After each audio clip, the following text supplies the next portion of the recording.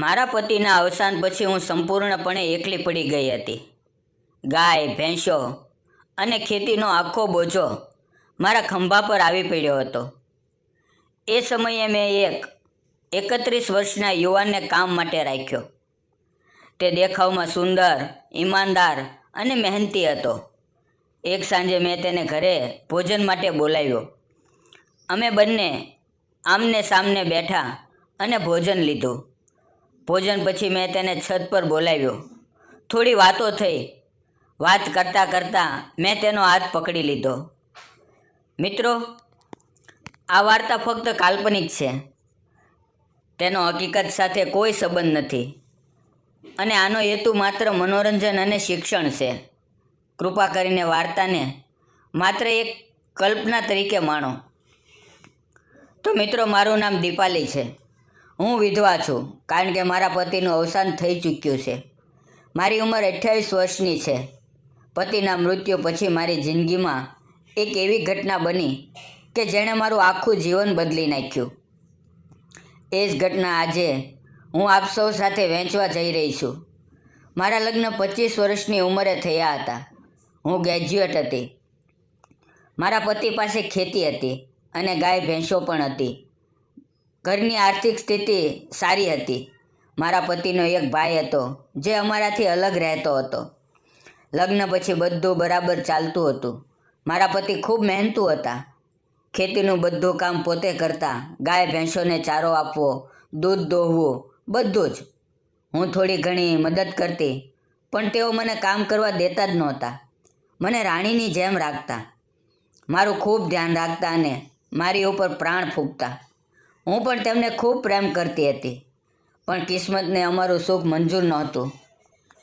લગ્નના 2 વર્ષમાં જ મારા પતિનું બીમારીને કારણે અવસાન થઈ ગયું અને હું એકલી પડી ગઈ. સાસુ સસરા પહેલેથી જ અવસાન પામી ગયા હતા. હવે આખી ખેતી, ગાય ભેંસો અને ઘરનો બોજો મારા ખંભા પર આવી ગયો. સવારથી સાંજ સુધીનું કામ મારા એકલી માટે શક્ય નહોતું. મારા માતા પિતાએ કહ્યું કે કોઈ માણસ રાખી લે.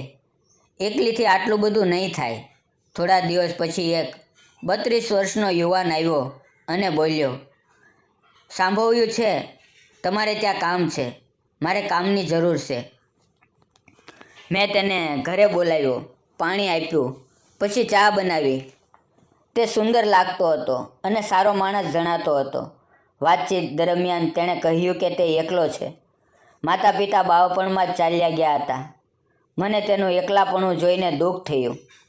તેણે કહ્યું કે તે પહેલાં કામ કરતો હતો ત્યાં 12,000 પગાર મળતો હતો. મેં વિચાર્યું કે આટલો ખર્ચો હું કરી શકું છું. પછી મેં કહ્યું, સામે 2 ઓરડા છે. તારે ત્યાં રહેવાનું છે. ભોજન હું બનાવી આપીશ, પણ બધા કામ તારે કરવા પડશે અને હું પણ તને 12,000 રૂપિયા પગાર આપીશ. તે ખૂબ ખુશ થઈ ગયો. બીજે દિવસે સવારે તે પોતાનો સામાન લઈને આવી ગયો અને ઓરડામાં રહેવા લાગી ગયો. એ બહુ મહેનતી અને ઈમાનદાર હતો. સવારે વહેલા ઉઠીને ગાય ભેંસોની સેવા કરતો, દૂધ દોતો, ચારો આપતો અને ખેતરમાં પણ કામ કરતો. તેના આવવાથી મારું કામ ખૂબ હળવું થઈ ગયું. બસ આ રીતે સમય પસાર થતો ગયો. ધીમે ધીમે અમારી વાતચીત વધવા લાગી. તે ક્યારેક મારી સાથે ખોટી નજરથી બોલ્યો નહીં. તે મારી પરિસ્થિતિને સારી રીતે સમજતો હતો. એક દિવસ મને ભારે તાવ આવ્યો. હું ઊભી પણ રહી શકતી નહોતી. એ સમયે માધવ ઘરે આવ્યો. મારી હાલત જોઈને તરત ડૉક્ટરને બોલાવી લાવ્યો. મારી દવા કરાવી, ભોજન બનાવ્યું, મને દવા ખવડાવી, પાણી આપ્યું અને મને ખૂબ સાચવી. તેના સ્નેહથી મારી આંખોમાં આંસુ આવી ગયા. તે દિવસથી મારા હૃદયમાં માધવ માટે સાચો પ્રેમ જન્મ્યો. પછી ધીમે ધીમે હું પણ તેની સાથે ગાય ભેંસના કામોમાં મદદ કરવા લાગી. અમે બંને મળીને કામો કરતા, એકબીજાની આંખોમાં આંખો પડતી અને દિલથી નજીક થવા લાગ્યા. એક દિવસ મેં મજાકમાં કહ્યું, આજે તને ટિફિન નહીં આપું. આજે સાંજે તું ઘરે જ ભોજન કરજે. તેણે સંકોચથી હા બોલી ગયો. તે સાંજે આવ્યો. મેં બહુ સારું ભોજન બનાવ્યું હતું. તે પહેલીવાર આટલા પ્રેમથી કોઈના ઘરમાં બેઠો હતો. તે ખુશ થઈ ગયો. ભોજન પછી અમે છત પર જઈને થોડીવાર બેઠા. વાતો કરતાં કરતાં મેં તેને પૂછ્યું, માધવ, તારી ઉંમર 32 વર્ષની થઈ ગઈ છે, તે લગ્ન કેમ ના કર્યા?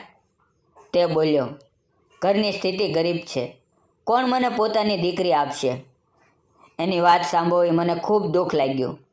મેં ધીમેથી તેનો હાથ પકડી લીધો. તે તરત સંકોચથી બોલ્યો, આપ શું કરી રહ્યા છો? હું તો તમારો નોકર છું. મેં શાંતિથી કહ્યું, તું મારા માટે ક્યારેય નોકર નહોતો. હું તને હંમેશા પરિવારના સભ્યની જેમ માનું છું. સચ્ચાઈ એ છે કે મારું દિલ તારી તરફ ખેંચાઈ ગયું છે.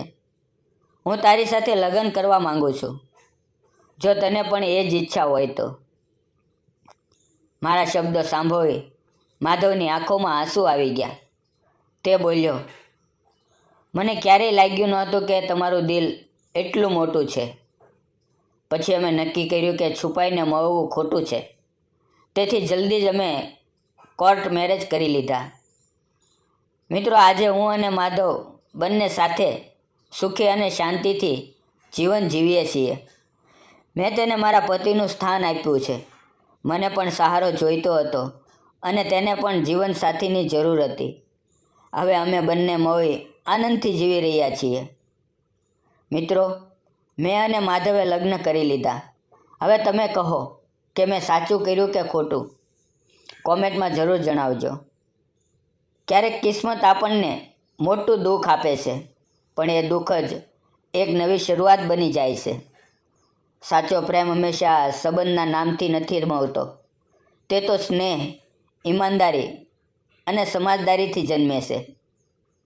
દીપાલીએ એકલા સંઘર્ષ કરીને પોતાનું જીવન ઊભું કર્યું અને માધવ જેવા ઈમાનદાર માણસને જીવન સાથી બનાવ્યો. અહીંયાથી શીખવાનું એ છે કે સમાજ શું કહે છે તેની ચિંતા કરતા નહીં. જ્યાં આપણને સ્નેહ, સન્માન અને સાચો સાથ મળે ત્યાં સાચું જીવન ખીલે છે. જો તમને મારી અને માધવની પ્રેમ કહાની ગમી હોય તો કૃપા કરીને વિડીયોને લાઈક કરો, કોમેન્ટ કરો અને ચેનલને સબસ્ક્રાઈબ કરવાનું ના ભૂલશો. ફરી મળશું મિત્રો આવતીકાલે એક નવી વાર્તાની અંદર. ત્યાં સુધી આવજો. વિડીયો પૂરો જોવા બદલ આપ સૌ મિત્રોનો દિલથી ખૂબ ખૂબ ધન્યવાદ. મિત્રો, આવીને આવી સારી મજાની વાર્તાઓ સાંભળવા માટે અમારે ચેનલને સબસ્ક્રાઈબ જરૂર કરજો અને તમારો સૌ ગુજરાતી મિત્રોનો પ્યાર મને રોજ માટે એક નવી વાર્તા બનાવવા માટે પ્રેરિત કરે છે. આટલો બધો સહકાર આપવા બદલ આપ સૌ મિત્રોનો દિલથી ખૂબ ખૂબ ધન્યવાદ મિત્રો.